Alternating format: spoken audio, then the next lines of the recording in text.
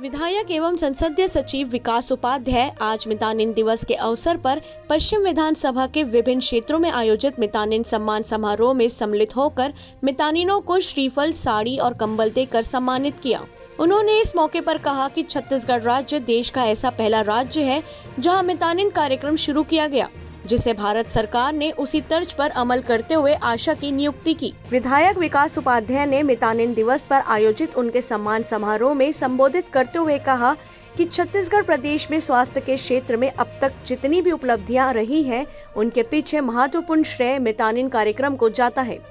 मितानिनों के निस्वार्थ सेवा और मेहनत के फलस्वरूप ही मितानिन कार्यक्रम महिला सशक्तिकरण का पूरे देश एवं प्रदेश में सबसे शानदार उदाहरण है। उन्होंने आगे कहा कि मितानिन ही है जो बच्चों को टीका लगाने से लेकर गर्भवती महिलाओं की देखरेख करना, अस्पताल ले जाना, जच्चा बच्चों को स्वस्थ रखने के लिए पोषण आहार संबंधित जानकारी देने का काम जिम्मेदारी से किया जाना जैसी छोटी छोटी जरूरतों को पूरा करने का काम मितानिनों द्वारा किया जाता है।